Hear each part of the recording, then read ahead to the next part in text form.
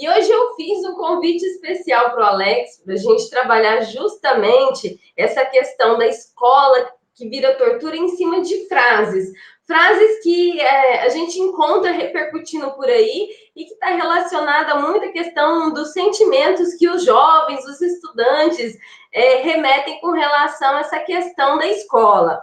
Mas falando sobre que tortura, Alex. Tortura é uma coisa complicada, né? Isso. Vamos falar um pouquinho. Você que é historiador, Nossa, faz um resgate aí sobre a questão da ditadura, por exemplo, os tipos de tortura aí. Vamos falar um pouquinho. Vamos lá. Ó. Quando a gente teve ditadura, e várias ditaduras espalhadas pelo mundo afora, mas falando especificamente do Brasil, em 64, 84, 85, nós tínhamos vários tipos de torturas que eram realizadas. Desde as torturas psicológicas, né, de os militares falarem assim para você, olha, se você não entregar os seus companheiros, né, a gente vai sequestrar sua filha, a gente vai maltratar sua filha. Existiam torturas físicas também que eram misturadas com psicológicas. Por exemplo, às vezes os militares deixavam as pessoas amarradas numa cadeira, raspavam a cabeça dela, deixavam ela numa sala totalmente escura e colocavam uma torneira pingando em cima da cabeça dela.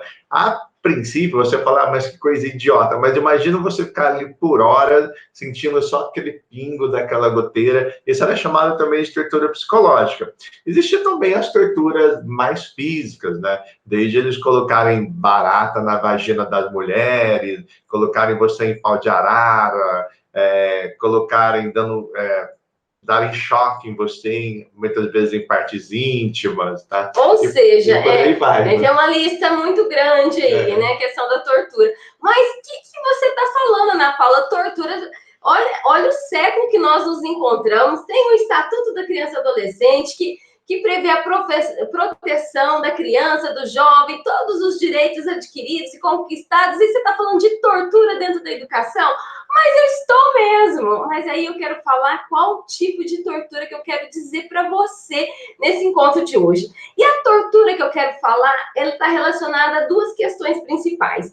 Uma delas é o foco do trabalho na transmissão do conhecimento. É o primeiro delas.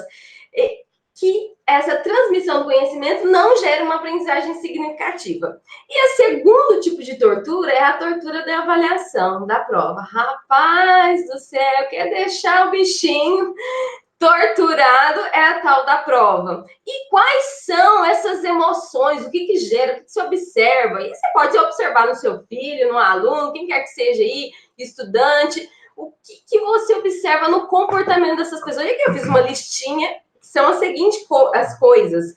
Medo, angústia, preocupação, insegurança, alienação. Por quê? Decorrente da falta de propósito, sentido, de objetivo, sentimento de fracasso. Poxa, fui mal, que merda, que droga, desculpa a palavra. E também aquela ideia também do obedecer sem compreender porque eu estou obedecendo. Não, você tem que estudar isso, você tem que fazer isso, tal, mas por que você está fazendo? Não sei, é porque eu tenho que fazer. Tá entendendo? Então, eu elenquei aqui todas essas sensações dentro do sentimento aí dos estudantes, decorrentes principalmente do processo avaliativo e dessa transmissão do conhecimento. E aí, eu quero falar um pouquinho para você, que é educador, professor, como que você pode descobrir se o seu aluno está passando por esse tipo de tortura? Se, de repente, no trabalho que você está desenvolvendo com ele, ainda está se sentindo torturado.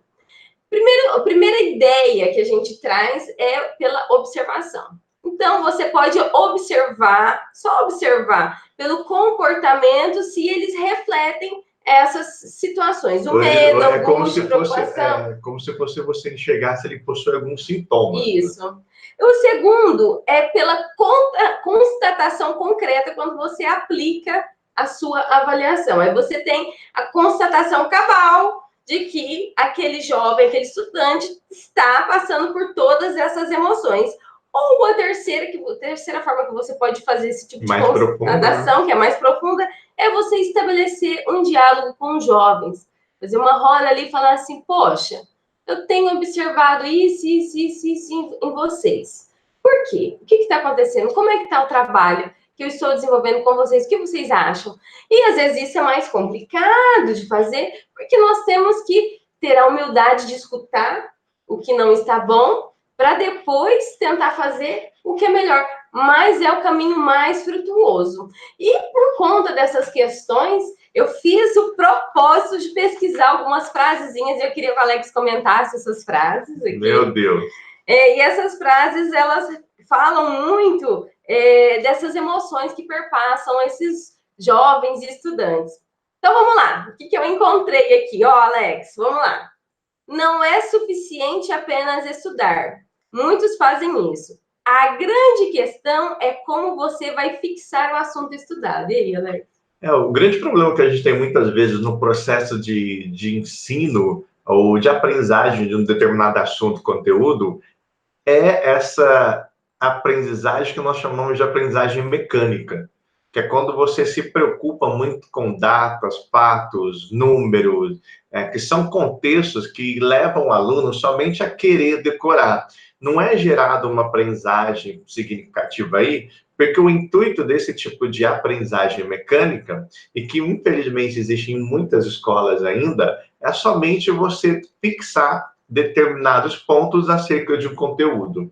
E o aluno, ele percebe isso é transmitido muitas vezes por alguns professores, né? Então, você tem que saber isso, porque quando isso cair na prova, se você não conseguir responder, é porque você não guardou essas informações, porque você não decorou essas informações, porque você não sabe muito bem como essas informações devem ser escritas. Então, isso que a Ana Paula disse perpassa muito para essa ideia que ainda é muito comum na educação e por parte acontece no trabalho de muitos educadores aí.